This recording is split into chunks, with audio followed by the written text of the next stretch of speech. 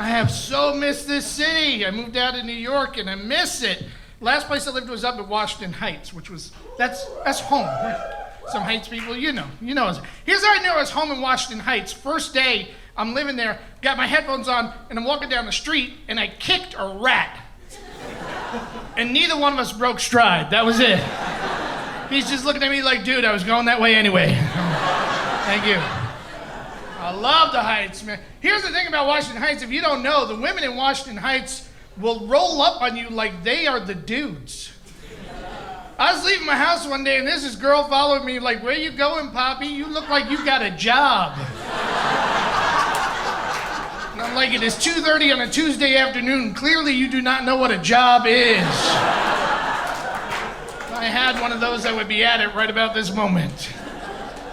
And they wear very little clothing in the Heights, which is confusing as hell come Halloween, because they knock on my door. I don't know if they're tricking or treating. It is not a good day. All I know is that one lady left 3.5 hours later with $400 and all of my candy. That's what I can tell you about that. I have lived all over this city. The city is changing, and I don't like change. Like, I used to live in Brooklyn, but Brooklyn's gotten too hipster now. You know what I'm talking about? Like, there are a group of hipsters in Williamsburg, Brooklyn, that just change shit that doesn't need to be changed. Like the warning label on a pack of cigarettes. You know that label? It says, warning, cigarettes cause cancer and death, which I think is pretty fucking direct. And they changed it. They actually, a group of hipsters in Williamsburg, petitioned our federal government and got it changed for 2022. It's gonna say the same thing on one side, but on the other little panel, it's gonna have a picture of a corpse. Do you know why they did it? Because they were afraid that illiterate people would not know that smoking is bad for you. Illiterate people. We're trying to save the illiterate people. If there is a group of people we need to thin the fucking herd of, it is the non-reading fucktards. Really, it should be, can you read this? Nope, here's a carton. Smoky, smoky. Take them all out.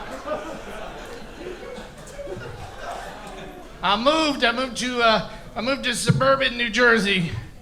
Yeah, no, don't clap for New Jersey, no. There's no reason to clap for suburban New Jersey. And it's not country enough to be country, and it's not city enough to be city. It's just fucking confusing.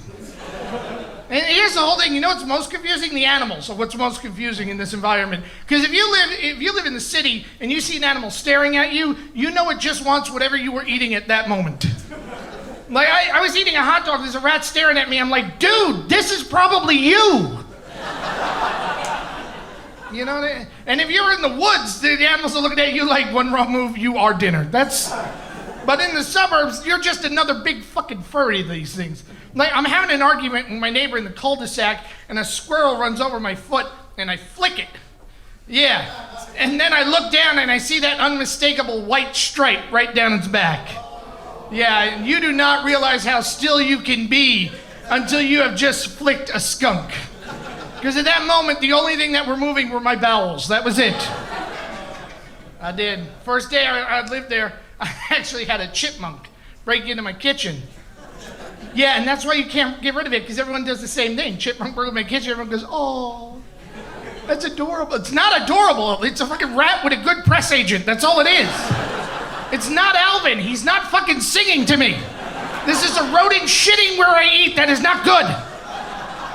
And I got a glue trap to get it out, and my wife's like, you can't have a glue trap, that's cruel. And I'm there like, it is not fucking paying rent, it is leaving.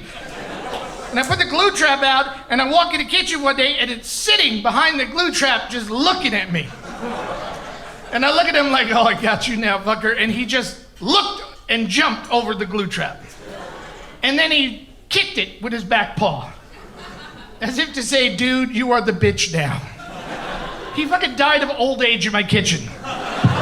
He was there so long, my daughter fucking named him. That's how long.